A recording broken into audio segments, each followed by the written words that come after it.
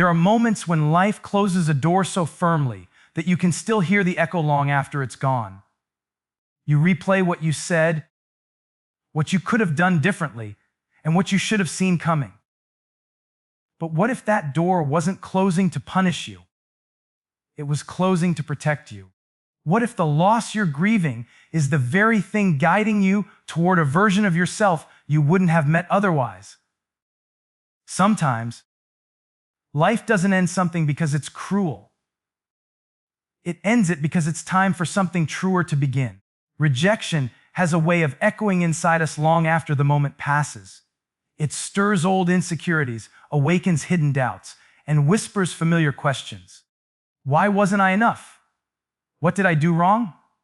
It's almost instinctive to make it personal, to see rejection as a mirror reflecting our flaws. But what if that mirror is distorted?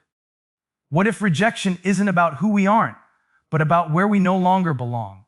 Sometimes, life closes a door not because we've failed, but because the room we're standing in has grown too small for who we're becoming. We tend to measure rejection by loss, by the job we didn't get, the relationship that ended, or the opportunity that slipped away. Yet, what if each of those moments was actually life's way of redirecting us towards something that required our growth first? We don't often realize it in real time because rejection rarely feels like guidance. It feels like collapse. It feels like being left behind, misunderstood, or unseen. But over time, patterns begin to emerge. The person who walked away created the space for you to see your own worth. The job that didn't work out freed you for the one that would awaken your purpose. The door that closed wasn't shutting you out, it was steering you in. We forget that rejection is often a form of protection. It removes what isn't aligned with your deeper becoming, even when your mind still clings to it. There's a wisdom in the way life edits our paths. It takes away what we thought we wanted so we can make room for what we truly need. But we resist it. We chase the why, hoping to find closure that will make the pain make sense. Yet closure doesn't come from understanding why someone didn't choose us. It comes from choosing ourselves after they didn't. The truth is, rejection tests our identity. It forces us to separate our worth from someone else's acceptance. It asks, who are you when the door closes? Can you still believe in your value when you're not being validated? Can you still trust your path when it doesn't look like progress? Those moments reveal how deeply we've tied our sense of being to external approval. But when you begin to see rejection not as proof of lack, but as an invitation to realignment, everything changes. You stop pleading for entry where you no longer belong. You stop performing for belonging. You begin to understand that sometimes what ends is not the love, the job, or the dream. It's the version of you that needed those things to feel enough. Life isn't punishing you when it says no. It's protecting you from the places that would have kept you smaller than your potential. Every rejection is an unseen redirection, guiding you toward what's meant for you, and more importantly, toward who you're meant to become. When a door closes, our first instinct is to reach for clarity. We want answers. We want to know why it happened, what it means, and how long it will take before something better appears. But clarity doesn't arrive in the same moment the door shuts. It arrives slowly, like dawn breaking after a long night. Between the ending and the understanding, there is a space that feels empty, uncertain, and unbearably quiet. That space is the emotional gap between loss and clarity, and it's where most of our growth happens, even if it doesn't feel like it. We are taught to move on quickly, to stay productive, to distract ourselves from pain. But healing doesn't happen in speed, it happens in stillness. It happens when we sit with the discomfort long enough to see what it's really trying to tell us. The silence after something ends is not a void. It's a conversation. It's life speaking in a language we often avoid, the language of waiting. And in that waiting, something powerful unfolds. we begin to learn that we can survive uncertainty. We realize that not knowing isn't the enemy, it's the birthplace of trust. When you lose something or someone important, there's a part of you that wants to rush ahead, to find the next door, the next answer, the next sense of control. But rushing robs you of revelation. There are things you can only see when you're still. The ache of loss softens you. It strips away pretense and shows you who you are when everything familiar is gone. The confusion becomes the classroom. The silence becomes the teacher. You start to notice the patterns in your own responses. How much of your identity was tied to what you just lost? How deeply you depended on clarity to feel safe? In the emotional gap between loss and clarity, you learn to tolerate not having closure.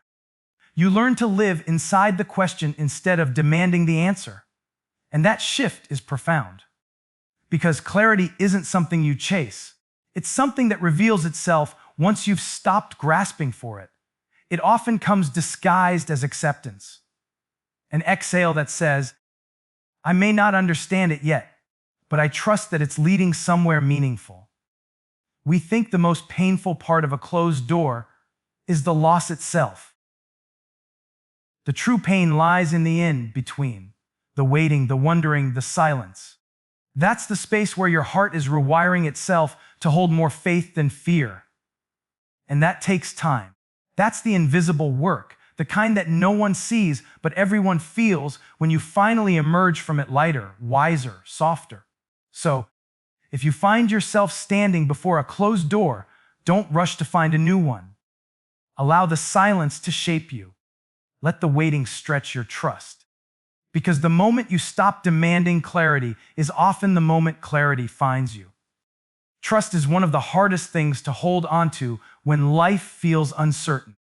We say we trust, but what we really want is proof. We want signs that things are working out, evidence that our waiting isn't in vain. Yet real trust doesn't need to see the path, it simply chooses to walk it. It's not born from certainty, it's born from surrender. And surrender is not weakness, it's the quiet strength that comes from knowing that control was never the point. When a door closes, our instinct is to fix, to plan, to make sense of it. We reach for logic, but life rarely operates on logic. It moves through rhythm, timing, and mystery. Trust asks us to let go of the idea that we must understand everything before we can feel safe. It's the willingness to believe that something is working in your favor, even when the evidence hasn't yet arrived. That's not naive optimism. It's faith in process over outcome. The truth is, trust isn't something you feel all the time. Some days it trembles inside you, fragile and flickering. Other days it feels strong enough to move mountains. What matters is that you keep returning to it. You remind yourself that you've survived uncertainty before, that every ending you once feared eventually led you to something better, something truer. Trust is built through remembrance. By looking back and realizing that even the moments that broke you were guiding you toward your own becoming. Life doesn't always give us answers in the moment. Sometimes what looks like chaos is actually choreography. The delays, the detours, the disappointments. They're all part of a pattern that only becomes visible in hindsight. Trust is choosing to believe in that unseen pattern even when all you can see right now are fragments. It's standing in the fog and saying, I may not know where this is going, but I know I'm being led somewhere I need to be. That kind of trust demands courage because it means releasing control over how and when things unfold. It means surrendering the timelines we cling to so tightly. We often say we're waiting on life to open a new door, but sometimes life is waiting on us to release the illusion that we're in charge of every outcome. Control gives us comfort, but trust gives us peace. And peace doesn't come from having all the answers. It comes from knowing that even without them, we're safe. So when the way forward isn't clear, don't demand clarity. Practice trust. Walk anyway. Keep showing up for the unknown as if it already holds something sacred. Because The moment you stop trying to force what's next is often the moment life finally has room to reveal what's meant for you. Letting go is one of the most difficult forms of maturity, not because we lack the strength, but because we've built an identity around the story we thought we were meant to live. We fall in love not only with people or opportunities, but with the narratives attached to them. The idea of who we'd become if everything had worked out the way we imagined. When those stories end, we don't just lose what was, we lose who we thought we were within it. That's why it hurts so deeply. It's not just grief for a person or a plan. It's grief for a version of ourselves that no longer exists. We hold on to stories because they give us certainty. They give chaos a sense of structure. This was supposed to be my forever. This was meant to work. This was how my life was supposed to look. But life isn't a script. It's a conversation. And sometimes the dialogue changes. When a door closes, it's not because the story failed. It's because the story fulfilled its role in your evolution. Yet we resist this truth because we confuse continuity with purpose. We believe something only has value if it lasts forever. But what if its purpose was never permanence, but transformation? It takes courage to release the narrative you built around what should have been, because that narrative once gave you meaning. It helped you wake up in the morning, it shaped your hopes, it defined your goals. But as you grow, certain meanings expire. What once nourished you can start to confine you. The relationship that once inspired you may now restrict you. The dream that once motivated you may no longer fit the person you're becoming. And when life senses that misalignment, it closes the door, not to take something from you, but to call you into something truer. Letting go of the old narrative doesn't mean denying that it mattered. It means honoring that it did, and still choosing to move forward. You can thank the story for what it taught you, even as you stop letting it define what's next. Because holding on to something that has completed its purpose keeps you from recognizing what is trying to begin. The truth is, not every story is meant to be finished in the way we imagine. Some are meant to change us, not carry us. So when life ends a chapter, resist the urge to keep rewriting it. Don't beg old doors to reopen just because you're afraid of not knowing what comes next. Every story that ends creates space for a new one to emerge, one that doesn't ask you to perform or prove, but simply to be.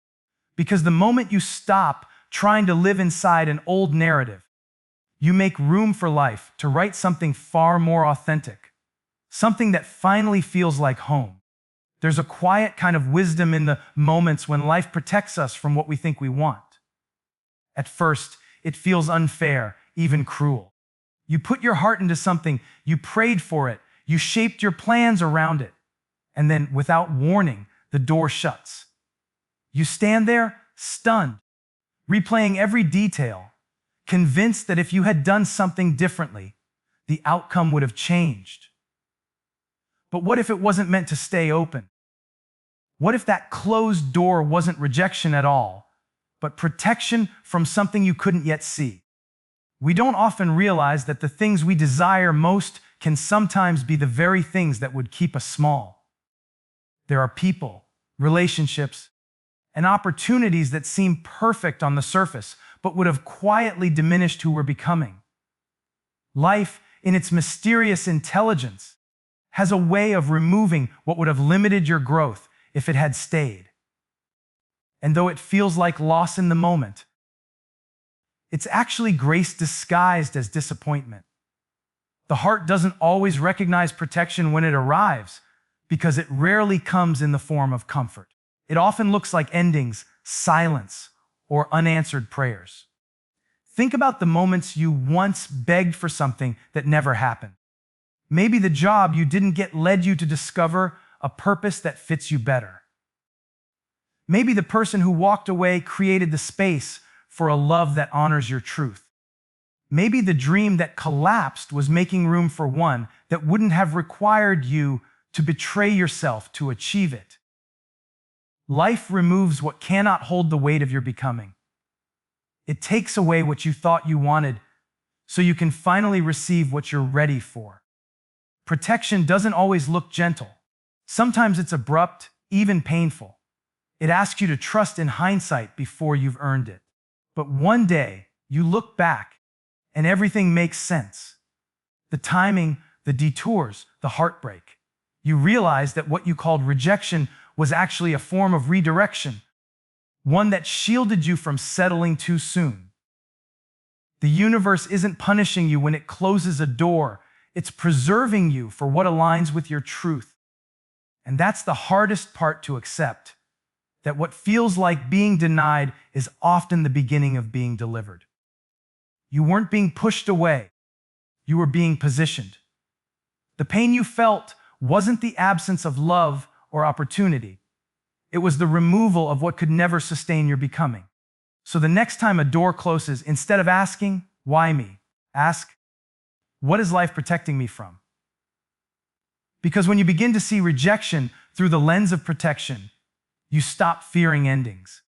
You start trusting that what's meant for you will never need to be forced, and what isn't meant for you will never be able to stay.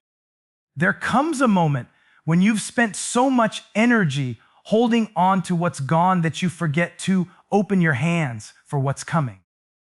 We all reach a point where we realize that chasing what has already ended only deepens our exhaustion. What's meant for you doesn't require you to beg for it, prove yourself worthy of it, or shrink to keep it. It meets you where you are, authentically, naturally, and without resistance. The beauty of redirection is that it leads you back to alignment, to the things and people that don't drain you, but expand you. When you stop chasing what's behind you, something shifts. You start to feel the weight of trying to control outcomes lifting off your shoulders. You begin to understand that the things that truly belong to you will recognize you. They will fit. Not because you forced them to, but because they were designed to. What's meant for you won't confuse you. It won't demand that you lose yourself just to keep it. It will bring peace, not anxiety. It will bring clarity, not chaos. But you can only receive that kind of alignment when you stop grasping at what's already gone. This is the paradox of redirection. It often looks like loss until perspective catches up. We can't always see the purpose of it in the moment, but every closed door reshapes you into someone more capable of holding what's real. You begin to realize that timing isn't a punishment, it's protection. The things meant for you often wait until you've grown into the person who can sustain them. They require your evolution, not your desperation. And so, life delays certain blessings not to withhold them, but to make sure they won't destroy you when they arrive. When what's meant for you finally comes, you'll recognize it not because it feels thrilling, but because it feels safe. It won't demand you to prove your worth. It will honor the worth you already know you have. It will feel like exhaling after years of holding your breath. And you'll see that every closed door, every unanswered prayer, every detour was not a punishment. It was preparation. So much of our peace comes from understanding that redirection isn't about starting over. It's about starting right. It's not about replacing what you've lost. It's about realigning with what was always yours in truth. The people, the opportunities, the dreams that are meant for you will not miss you. They will arrive when you've become the version of yourself capable of receiving them fully, without fear, without pretense, without doubt. And when that happens, you'll look back at every closed door not with resentment, but with gratitude. Because what once felt like rejection will now look like divine choreography. Every no guiding you closer to the yes that was always meant for you.